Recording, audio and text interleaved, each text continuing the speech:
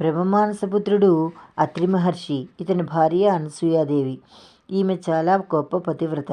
త్రిమూర్తులను తన కుమారులుగా జన్మించమని కోరింది.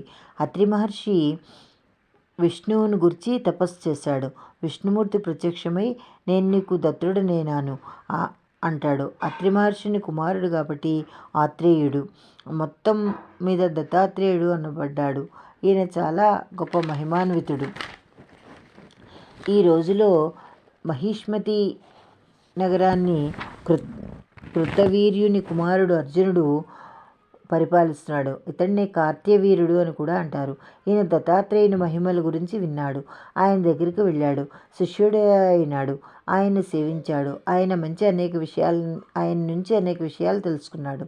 కార్తవీర్యుడు ఒకనాడు దత్తాత్రేయుడికి నమస్కరించి, గురుదేవ, మీ శిష్యరికం చేసి అనేక విషయాలు తెలుసుకున్నాను. మాఘమాసము, దాని ప్రాముఖ్యత, వ్రతమహత్యములను గురించి తెలుసుకోవాలని ఉంది. దయచేసి దాన్ని వివరించండి అన్నాడు. దానికి దత్తాత్రేయుడు, కార్తవీర్య, మాసాలన్నింటిలోనూ మాఘమాసం ఉత్తమమైనది. అది త్రిమూర్తి స్వరూపుడైన సూర్యనారాయణుడికి ప్రీతికరమైనది. ఈ మాసంలో సూర్యోదయానికి పూర్వమే గంగా, యమున, కృష్ణ, తుంగభద్ర, కావేరి, గోదావరి లాంటి పుణ్యనదుల్లో స్నానం చేసి సూర్యారాధన కానీ లక్ష్మీనారాయణ ఆరాధన కానీ చేయాలి. అలా చేసిన వారికి ఆయురారోగ్య ఐశ్వర్యాలు, ధనధాన్యాలు, భోగభాగ్యాలు కలుగుతాయి. వర్ణానంతరం విష్ణులోక ప్రాప్తి కలుగుతుంది అని శాస్త్రాలు చెప్తున్నాయి. దీంతో పాటుగా బ్రాహ్మణులకు దానాలు, పురాణ శ్రవణం కూడా చేస్తే మంచి ఫలితం వస్తుంది. కాబట్టి నువ్వు కూడా ఈ వ్రతం చేసి సత్ఫలితాన్ని పొంది పుణ్యలోకాలకి వెళ్ళవచ్చు. ఆ మాటలు విన్న కార్తవీర్యుడు, గురుదేవ, మాఘస్నానం చేసి ఉత్తమ ఫలితం పొందిన వారు ఎవరైనా ఉంటే వారి కథను చెప్పండి అన్నాడు.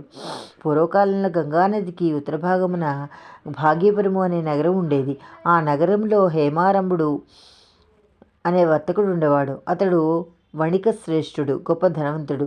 అతనికి 2 కుమారులు. వారు కూడా తండ్రితో పాటే వ్యాపారం చేసి వ్యాపారాన్ని బాగా వృద్ధి చేశారు. కొంతకాలానికి తండ్రి మరణించాడు. కుమారులిద్దరూ ఆస్తులు పంచుకున్నారు. అకస్మాత్తుగా చేతికి పుష్కలంగా ధనం వచ్చింది. వ్యసనాలు ఎదురుగా కనిపిస్తున్నాయి. వ్యాపారానికి గాలికి వదిలేశారు. వ్యసనాలకు బానిస అయ్యారు. జ్ఞానము, స్త్రీలోలత్వము బాగా అలవాటైనాయి. పొద్దస్తమానము వీటితోనే కాలక్షేపం చేస్తున్నారు. అన్నదమ్ములలో 2వ వాడికి ఒక బ్రాహ్మణ బాలకుడు చిన్నతనం నుండి స్నేహంగా ఉండేవాడు. అతడు గంగానదికి దక్షిణ దిక్కున ఉండేవాడు. వారిది పండిత కుటుంబము. అతడు కూడా వేదాలు, శాస్త్రాలు చదివాడు. పండితుడు అయ్యాడు. స్నేహితుడు కావడం వల్ల వైశ్య బాలకుడికి కూడా కొంత జ్ఞానం వచ్చింది. అయితే అది పూర్తి జ్ఞానం కాదు, మిడిమిడి జ్ఞానము. దాంతోనే వ్యసనాల పాలైనాడు. ఇంతగా వ్యసనాల్లో కూరుకుపోయినా వారానికి ఒకసారి అయినా గంగను దాటి స్నేహితుడిని పరామర్శిస్తూ ఉండేవాడు. అతని దగ్గరికి వెళ్ళి అతడితో కాలక్షేపం చేసి వస్తుండేవాడు. ఆ బ్రాహ్మణ పండితుడు సహజంగా బీదవాడు. అంచేతనే ఆర్థికంగా కూడా కొంత సహాయం చేస్తూ ఉండేవాడు. ఇలా కొంతకాలం జరిగింది. హేమారంభుని కుమారులిద్దరూ ముసలివారైపోయారు. వృద్ధాప్యంలో మరణించారు. యమదూతులు వారిని యమలోకానికి తీసుకుపోయారు.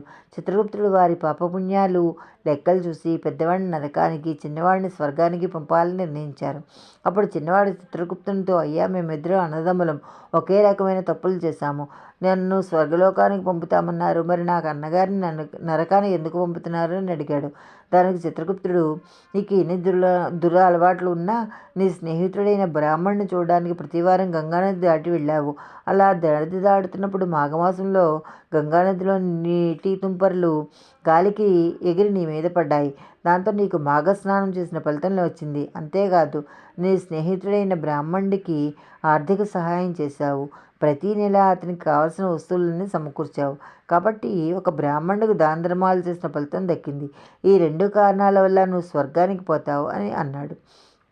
ఆ మాటలు విన్న వైశ్యుని కుమారుడు చిత్రగుప్తునికి నమస్కరించి విమానంలో స్వర్గలోకానికి వెళ్ళిపోయాడు. దత్తాత్రేయుడు చెప్పిన ఈ కథ విని కార్తవీర్యుడు కూడా మాఘమాస వ్రతం చేయడానికి సంకల్పించి గురువుగారి దగ్గర సెలవు తీసుకుని తన రాజధానికి వెళ్ళిపోయారు. మాఘమాసము 8వ అధ్యాయం సమాప్తం.